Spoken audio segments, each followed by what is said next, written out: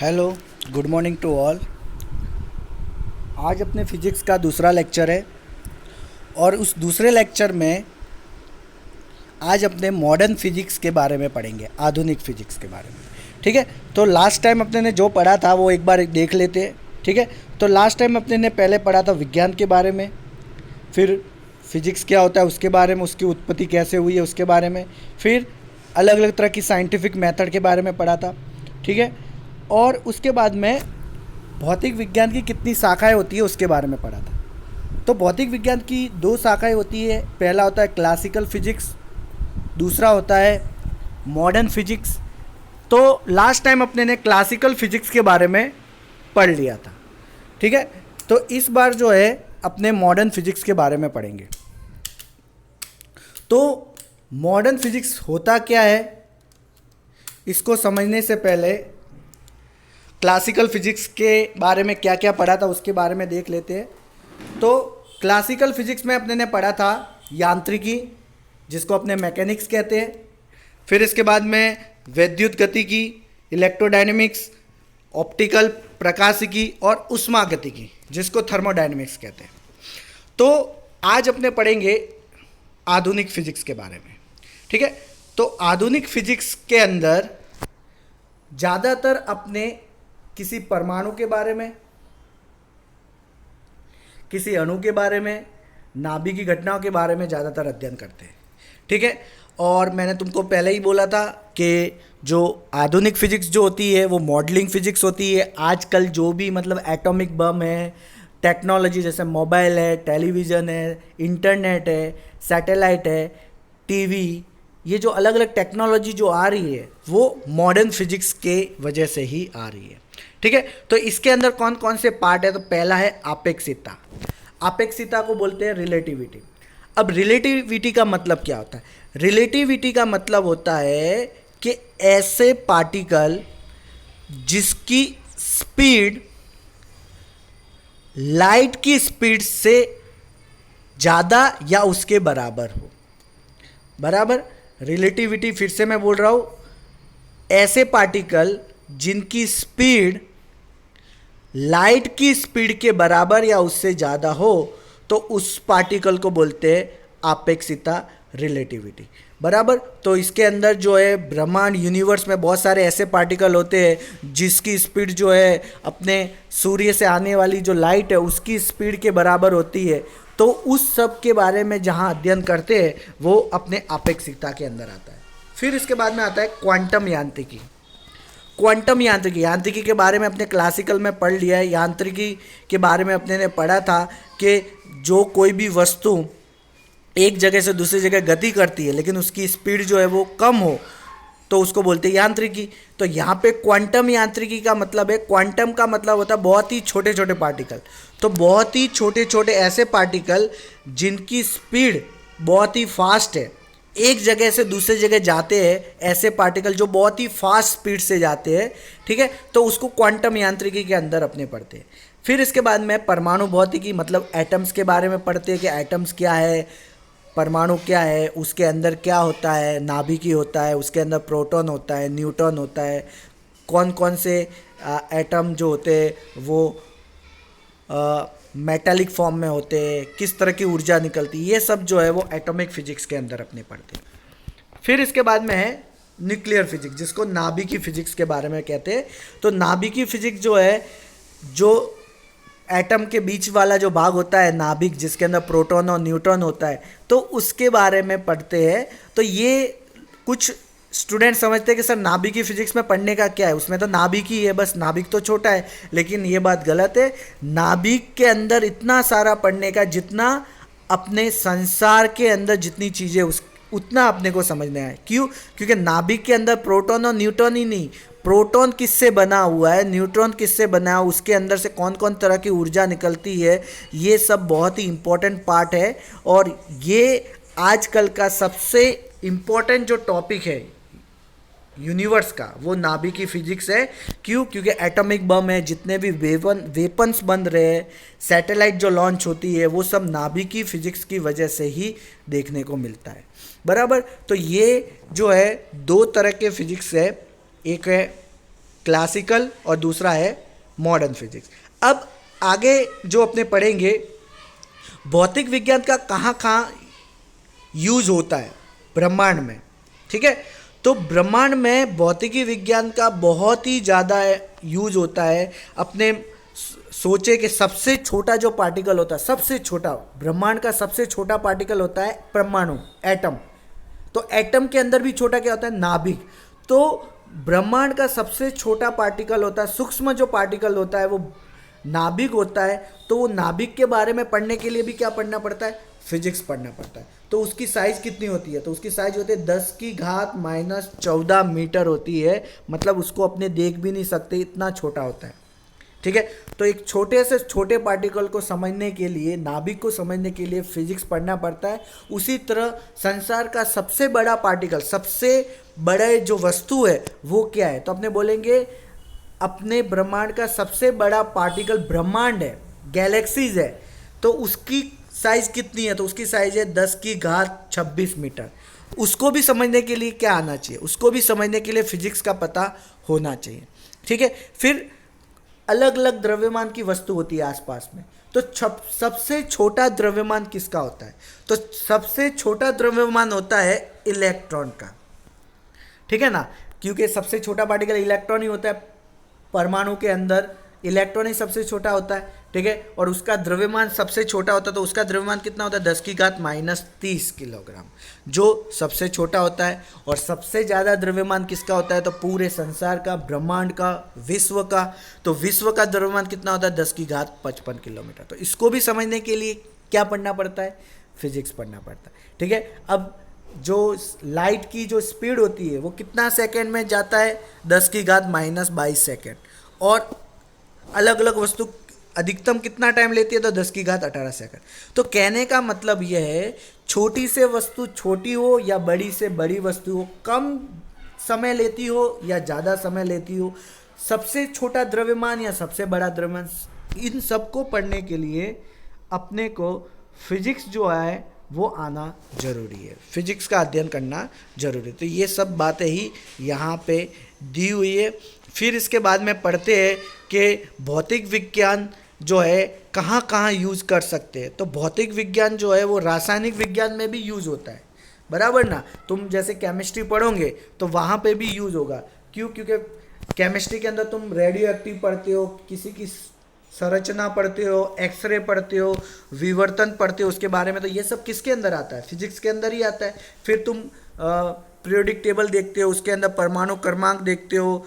तो ये सब केमिस्ट्री के अंदर तुम जितनी भी बंद, अलग अलग तरह के आबंध देखते हो, अलग अलग तरह के जटिल रसायन संरचना देखते हो, तो ये सब किसकी वजह से तुम समझ सकते हो, फिजिक्स की वजह से। तो फिजिक्स जो होता है वो केमिस्ट्री का बेस होता है। जब तक तुमको फिजिक्स का पार्ट उसके अंदर समझ में आएगा तभी तुम केमिस्ट्री का पार्ट समझ सकते हो, बराबर। फिर इसके बाद में जो है वो आता है बायोलॉजी। बायोलॉजी के अंदर भी फिजिक्स जो है वो समझना ज़रूरी होता है। क्यों, क्योंकि बायोलॉजी के अंदर बहुत छोटे छोटे वस्तु होते हैं। जैसे कि मुझे सेल देखना है, कोशिका देखनी है, टिश्यू देखने हैं, तो उसको देखने के लिए अपने के पास में क्या चाहिए, माइक्रोस्कोप चाहिए, टेलीस्कोप चाहिए, सूक्ष्मदर्शी चाहिए। तो ये सूक्ष्मदर्शी किसने बनाया होगा, कैसे बना होगा, जिसने फिजिक्स पढ़ा होगा। क्योंकि सूक्ष्मदर्शी पढ़ाने के लिए प्रकाशिकी के बारे में आना जरूरी है। तो प्रकाशिकी के बारे में पता चला होगा तभी उसने सूक्ष्मदर्शी बनाया होगा। और जब सूक्ष्मदर्शी बना होगा तभी वो छोटे छोटे जीवों को देख सकता है कि छोटे छोटे जीवों के बारे में अध्ययन कर रहा है, उसके अंदर से कौन कौन सी तरह की किरणें निकल रही है उसके बारे में। फिर रेडियो एक्टिव का उपयोग करते हैं एक्सरे के इलाज के लिए। तो रेडियो एक्टिव किसको आता होगा, जिसने फिजिक्स पढ़ा होगा। तो कहने का मतलब है कि बायोलॉजी के अंदर भी फिजिक्स का उपयोग होता है। फिर है खगोल शास्त्र। खगोल शास्त्र का मतलब जो ब्रह्मांड के अंदर जो अलग अलग तरह के अध्ययन करते हैं, जैसे कि तारों के बारे में, सूर्य के बारे में, चंद्रमा के बारे में, ब्रह्मांड के बारे में, अलग अलग आकाशीय पिंडों के बारे में, इन सब के बारे में अपने को पता करना है। तो क्या देखेंगे, अपने दूरदर्शी टेलीस्कोप लगाना पड़ेगा। अब टेलीस्कोप किसको आता होगा, किसने बनाया होगा, जिसको फिजिक्स आता होगा। तो आसपास का जितना भी अपने को देखना है खगोल शास्त्र के बारे में, तो उसके लिए रेडियो टेलीस्कोप की मदद लेनी पड़ती है। और रेडियो टेलीस्कोप से अपने ब्रह्मांड में बहुत दूर तक देख सकते हैं। तो वो भी किसकी वजह से, फिजिक्स की वजह से। फिर गणित। गणित के अंदर भी बहुत अलग अलग तरह की फिजिक्स आती है या विज्ञान आती है, तो अपने बोल सकते हैं कि जो भौतिकी होता है, फिजिक्स होता है, वो गणित की रीढ़ की हड्डी होती है। ठीक है ना, क्योंकि बहुत सारे जो गणित के अंदर जो सूत्र होते हैं या कोई भी सूत्र लगा दिया, जैसे कि F बराबर एम ए, तो F बराबर एम ए है तो इसके सूत्र के बहुत सारे सवाल होते हैं। तो ये जो सवाल है किसकी वजह से हल कर रहे, जब अपने को फिजिक्स का सूत्र मिला तभी अपने हल कर रहे। तो गणित के अंदर बहुत सारे ऐसे सूत्र होते हैं अलग अलग तरह के, जो किसी ना किसी तरीके से आधुनिक भौतिकी के सिद्धांत के आधार पर वो सूत्र बने होते हैं। ठीक है, इसके बाद में सबसे इम्पोर्टेंट टॉपिक है इस चैप्टर का, और वो सबसे इम्पोर्टेंट टॉपिक है प्रकृति के मूल बल। ठीक है, तो ब्रह्मांड में मूल तत्व अपने बोल सकते हैं फंडामेंटली जो 4 फोर्स होते हैं, 4 बल होते हैं, और वो 4 बल है गुरुत्वाकर्षण बल, विद्युत चुंबकीय बल, प्रबल नाभिकीय बल और दुर्बल नाभिकीय बल। ये चारों जो बल है वो इस चैप्टर में सबसे इम्पोर्टेंट है, और ये चारों बल के बारे में तुमको एकदम अच्छे से समझ आना चाहिए। बराबर, इसके अंदर से गुरुत्वाकर्षण बल जो है तुमने 9वीं क्लास के अंदर पढ़ा था थोड़ा, और विद्युत चुंबकीय बल, प्रबल नाभिकीय और दुर्बल नाभिकीय ये जो है वो नए हैं, तो उसके बारे में पढ़ना है। और ये चारों बल जो है वो बहुत ही इम्पोर्टेंट है। ठीक है, तो सबसे पहले जो है वो अपने गुरुत्वाकर्षण बल के बारे में पढ़ते हैं। ठीक है, तो तुमको पता ही है कि गुरुत्वाकर्षण जो बल है वो कहाँ पे लगता है। तो गुरुत्वाकर्षण बल जो है, जो भी कोई बड़ी वस्तु होती है जिसके पास में ज़्यादा मास होता है उसके पास में उतना ही गुरुत्वाकर्षण बल होता है, या उतना ही उसके पास में गुरुत्वाकर्षण क्षेत्र होता है। जैसे बात करो पृथ्वी की, ठीक है, तो पृथ्वी के पास में अपना खुद का बहुत द्रव्यमान है। तो पृथ्वी के पास में अपना खुद का द्रव्यमान होने की वजह से उसके पास में गुरुत्वीय बल जो है वो बहुत ज़्यादा होता है। इसलिए वो क्या करता है, आसपास की जितनी भी चीज़ें उन सब चीज़ों को अपनी तरफ आकर्षित करता है। ठीक है ना, जैसे मान लो कि कोई पत्थर है ऊपर फेंक दिया तो वो वापस पत्थर नीचे आता है। क्यों आता है? क्योंकि पत्थर को अपनी तरफ आकर्षित करता है, एक तरह से बल होता है, और वो जो बल होता है उसको गुरुत्वाकर्षण बल अपने कह रहे हैं। तो पत्थर वापस नीचे आ रहा है, क्यों? क्योंकि पत्थर का द्रव्यमान कम है, पृथ्वी का द्रव्यमान ज़्यादा है, तो पृथ्वी के पास में गुरुत्वीय बल ज़्यादा होगा, इसलिए वो अपनी तरफ उस पत्थर को आकर्षित करता है। ठीक है ना, तो पत्थर के पास में भी अपना खुद का गुरुत्वाकर्षण बल होगा, लेकिन पत्थर का गुरुत्वाकर्षण बल पृथ्वी के सामने बहुत ही छोटा है। इतना छोटा है कि वो लग रहा है कि नहीं लग रहा अपने को पता ही नहीं चलता। ठीक है, इसी तरह अपने इंसान है, तो अपने इंसान जो है वो पृथ्वी के ऊपर चलते हैं, उड़ते क्यों नहीं है? क्यों? क्योंकि पृथ्वी और अपने बीच में एक तरह से आकर्षण बल लग रहा है, जिसकी वजह से अपने धरती के ऊपर चलते। ठीक है, लेकिन अपने ब्रह्मांड में पहुंच गए, यूनिवर्स में पहुंच गए, तो वहाँ पे तो अपने हवा में उड़ते। जैसे बहुत सारे साइंटिस्ट होते हैं, कोई वीडियो वहाँ से अपलोड करते कि वो हवा में उड़ रहे, तो वो हवा में क्यों उड़ते? क्यों? क्योंकि वहाँ पे कोई भी तरह का गुरुत्वाकर्षण बल है ही नहीं।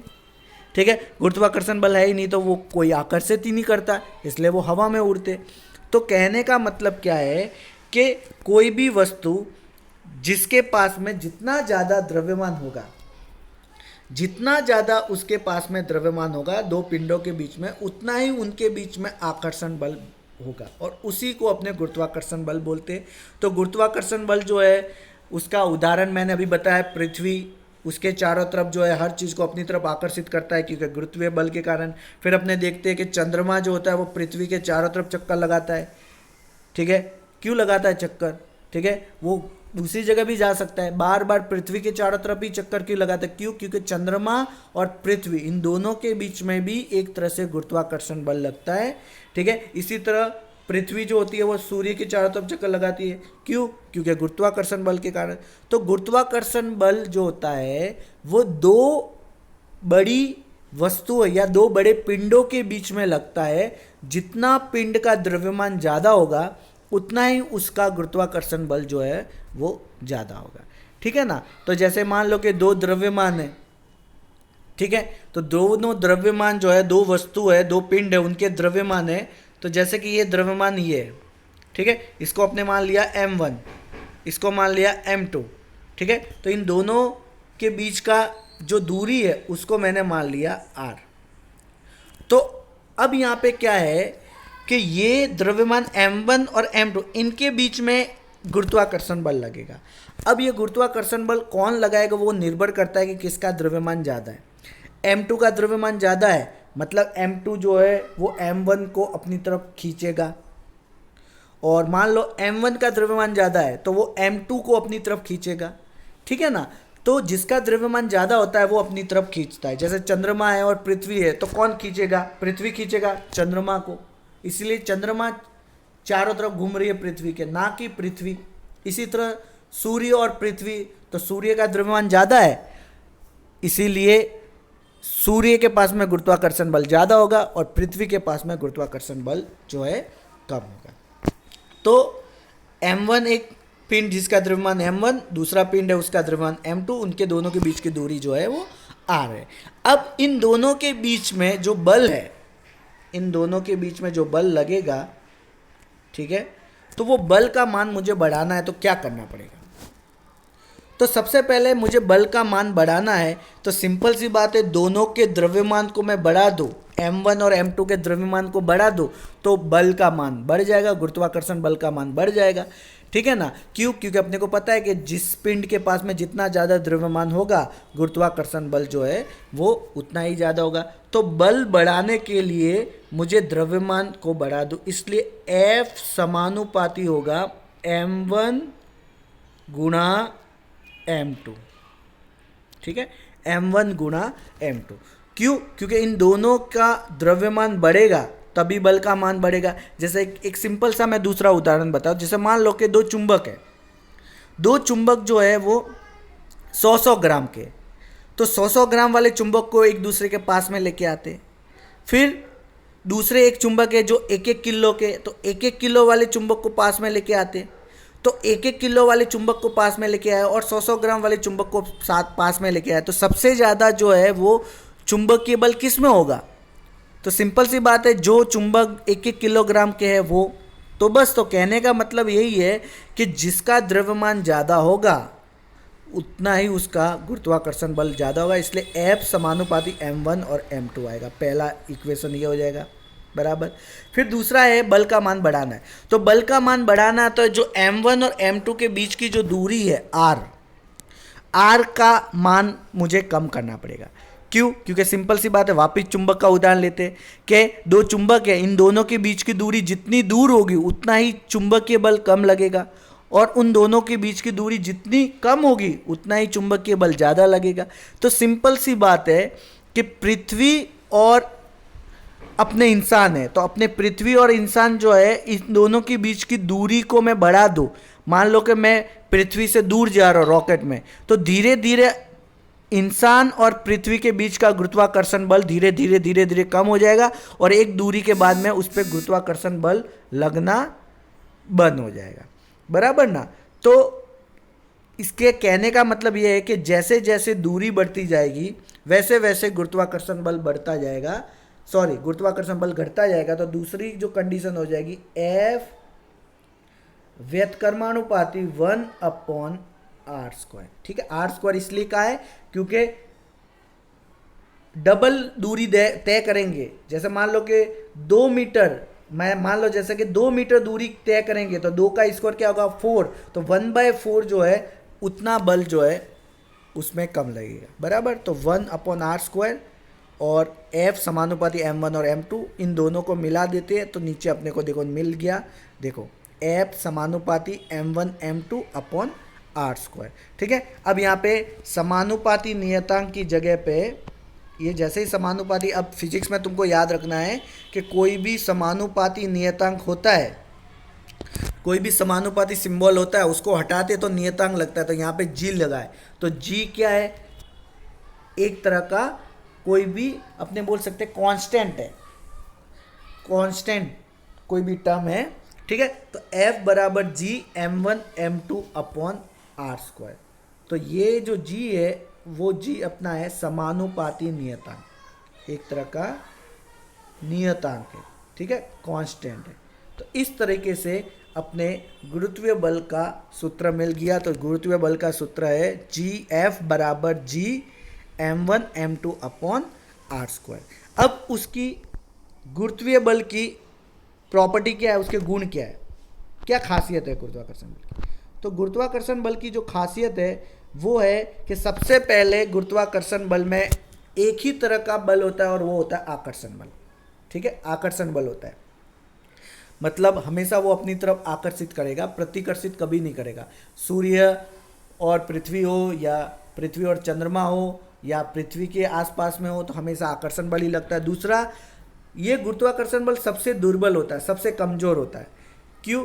क्योंकि अब जैसे अपने ही हैं तो अपने देखो पृथ्वी के पास में तो गुरुत्वाकर्षण बल ज़्यादा है, जैसे जैसे जैसे जैसे पृथ्वी से दूर चले जाएंगे तो गुरुत्वाकर्षण बल अपने आप जो है वो दुर्बल होने लगेगा, बराबर ना। तो ये सबसे दुर्बल होता है। फिर इसके बाद में आता है तीसरा जो है, ये दूरी के व्युत्क्रम वर्ग के नियम का पालन कर। व्युत्क्रम नियम मतलब यही 1/r², ठीक है, और व्युत्क्रम मतलब होता है अपॉन में, जो भी कोई भी अपॉन में लिखते हैं उसको व्युत्क्रम बोलते हैं, इनवर्स, ठीक है। और वर्ग मतलब इसका स्क्वायर किया हुआ है, किसका स्क्वायर किया हुआ है, दूरी का, तो दूरी का स्क्वायर किया हुआ है तो दूरी का वर्ग किया हुआ और अपॉन में लिखा हुआ है, इसलिए व्युत्क्रम कहते हैं। तो इसका मतलब क्या है कि ये व्युत्क्रम के नियम का पालन करता है, ठीक है। और ये जो गुरुत्वाकर्षण बल है सबसे ज़्यादा लंबी दूरी तक लगता है, ठीक है। जैसे अपने पृथ्वी से अपने बोल सकते हैं कि पृथ्वी से 60-70 किलोमीटर ऊपर तक जाते हैं तब तक गुरुत्वाकर्षण बल लगता है। जब 60 या 70 किलोमीटर से दूर चले जाते हैं तब धीरे धीरे गुरुत्वाकर्षण बल जो है लगना कम हो जाता है, बराबर। तो ये लंबी दूरी तक बल लगता है। अब इसके बाद में जो है ये जो बल होता है वो केंद्रीय बल होता है। केंद्रीय बल का कहने का मतलब ये है कि जो पृथ्वी होती है उस पृथ्वी में ये बल सेंटर से स्टार्ट होता है, सेंटर से, मतलब सबसे सेंटर में उसका बल जो होगा वो सबसे कम होगा 0, और धीरे धीरे धीरे धीरे धीरे बल ये बढ़ना चालू होता है। मतलब इसकी उत्पत्ति जो है वो केंद्र से होती है, इसलिए उसको केंद्रीय बल कहते हैं, ठीक है। और सबसे लास्ट है ये वाला जो बल है कंजर्वेटिव है, संरक्षित है, मतलब कभी भी ये बल जो है वो कम नहीं होने वाला। गुरुत्वाकर्षण बल जैसे आज हो या आज से 100 साल के बाद में देखेंगे तो भी इतना ही बल होगा, और आज से 100 साल पहले की बात हो या बाद की बात हो, हमेशा ये जो बल है ब्रह्मांड के अंदर, यूनिवर्स के अंदर रहने वाला है। तो इसीलिए इसको कंजर्वेटिव फोर्स बोलते हैं। तो ये जो है अपना पहला बल हो गया गुरुत्वाकर्षण बल, और ये वाला जो बल है वो बहुत इंपॉर्टेंट है, इसको तुमको अच्छे से समझना है। जितना भी आज अपने ने पढ़ा उसको अच्छे से समझ के नोटबुक के अंदर लिखना है, और रोज़ पढ़ो और आगे बढ़ो।